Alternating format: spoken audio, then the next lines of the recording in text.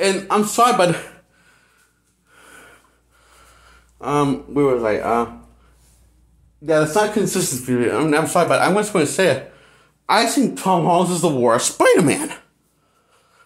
And after seeing the trailer for Spider-Man No Way Home, I'm convinced that he's the worst Spider-Man in live action on the big screen since Tom Maguire took on the mantle. And that means the best Spider-Man on the big screen will always be Andrew Garfield. Because let's be honest, no one's going to actually do another Spider-Man now that Marvel owns the rights to a cinematic version of Spider-Man. Unless they find a way to make Tom Holland's Spider-Man well-rounded again and pull a miracle out of their asses. And with the third one, or somewhere down the road where they can make Tom Holland a well-rounded Spider-Man, not the Spider-Man we saw in Spider-Man One More Day, where he made a deal with Mephisto just to end his relationship and erase it from history, and so he could be a kid again, which web shooters that mechanical, and just so he can save his Aunt May from dying of a bullet wound from a sniper bullet wound, because no one, not even the Sorcerer Supreme, can heal bullet wounds or fix it. Not even doctors, because the bullet wound went through and through. Makes sense to me. So, but as stupid as that ending might have been for One More Day, it is a living golden god compared to the writing in this entire movie of Spider-Man Far From Home. However, the Spider-Man, I would say I think why people like the Far From Home, certain people like Far From Home more than Homecoming is not because the actual movie, but because what it says up of Peter's identity being revealed and him getting shit on. Because here's the thing. Peter doesn't get shit on at all in this movie. And that is a problem. Because not only have a Spider-Man that's not funny or irresponsible in every definition of word, and kind of careless was everyone, and this all-around asshole and an idiot, not even funny, not even a fun asshole, but a lazy one. You don't even have anybody shitting on him. So anyway, this is probably the dumbest thing you could have done with the wall crawler, in hindsight. And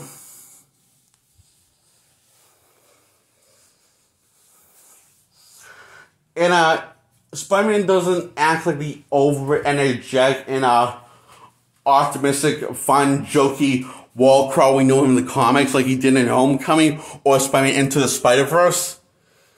Or they made Spider-Man 1 or they made Spider-Man 2 or they made Spider-Man 3. The final song in the Maguire franchise, which is the one that's good. He does not act like himself in this. So now we don't have to act like himself, but you don't have people to shit on him to back it up like he's like so to back it up. You don't have. He's like this thing that has no ammo of why you want to root for him, other than this is a Spider-Man movie. It has his name in the title, and therefore he's called Peter Parker and he's called Spider-Man, and those are his two identities. Therefore, we should care about him. That's not how it flies here on the show.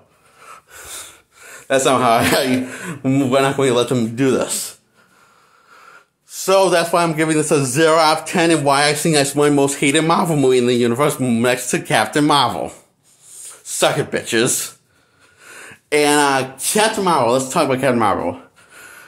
Captain Marvel has more personality and more reason to give a shit about her, Brie Larson Captain Marvel, than Tom Holland Spider-Man and Spider-Man Far From compared to Spider-Man, especially when you compare how great like everything could have been if they just got the color temperature right in Spider-Man Homecoming. Now, I may like all three of these movies, these two movies, Homecoming and Captain Marvel, if the color's right, but I can't say I would say the most written movies. I mean, probably even like Batman and Robin movie, like with George Clooney. That will entertaining, okay? So, Real Assassin's it's the same problem as Homecoming, okay?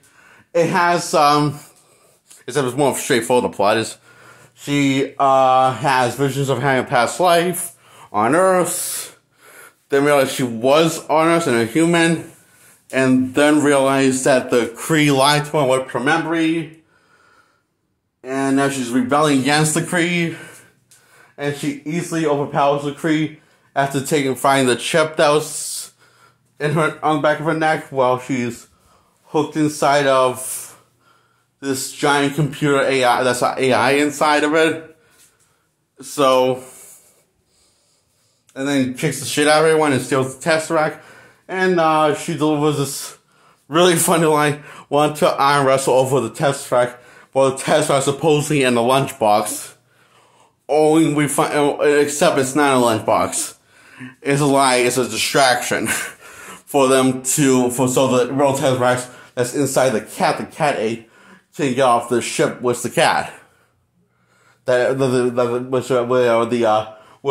everyone's heading the escape pod except for Carol Danvers, which is just stalling for time while kicking ass and looking good while doing it. And oh yeah, then when she takes out one, this guy that was kind of her mentor, that was also a trainer, says how proud he's making her and all that bullshit. Now, this is the time for you to prove without your powers, to prove to me that you are badass. And she just fucking blasts him like a pussy in the video. And, because doing that would be stupid, because proving something to him would be kind of stupid and basically kind of just a waste of everyone's time.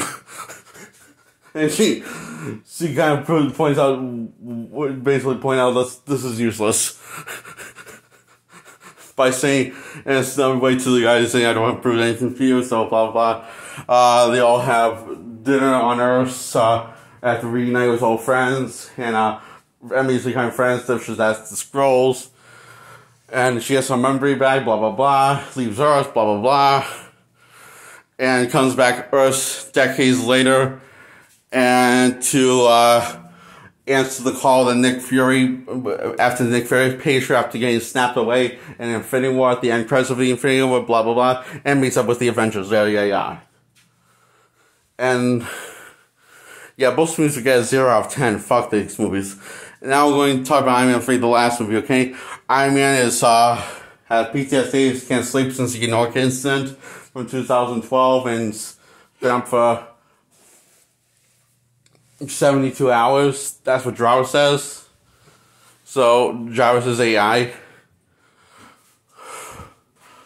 And he's making a bunch of fucking overtime, getting the hobbies of making all these really cool as-designed armors for his Iron Man persona, for his hero duties. And he worked on all these many armors, what more than what some normal person could complete in 72 hours. Or 74 hours, or something like that, okay? Which, she's been up for God knows how long. That's been 72 hours, 74 hours, so, he blows them up to impress Pepper, his wife, at the end, after the climax, after the armors are kicking ass and helping him out and getting his back. He decides to, it's Christmas, I shall impress the love of my life by blowing up my outfits and cutting back on my hobbies. all the armors need to get blown up. It's so stupid. Oh, and it got so ugly while watching this. And, this guy, that's the Mandarin, turns out is just an actor but a method stage actor. So he's really killing people, but completely coked out of his mind. He doesn't even know it, that he's killing people and committing murder. So the real man who's been pointing out Curtis is the guy that Tony left on the roof on New Year's Eve many decades ago, before he became a year ago before he became Iron Man. Back in 2008. So which also the night he fell in love with another girl, not Pepper Potts, but a girl that looks similarly to Pepper, with dark hair, and turns out she's a villain because she holds a grudge against Tony for ditching her, like he dishes all the other girl and treating her as a one night stand, she seems to touch suddenly when after Tony's kept captured, and many years later, after he finds out what's really going on, he admits that he remembers he doesn't remember anything about the night, but he remembers the morning.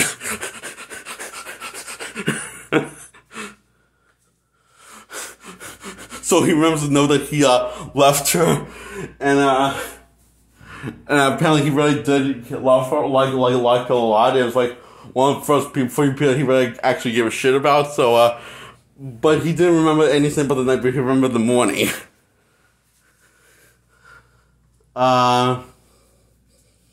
Apparently, because I guess he was so wasted. So,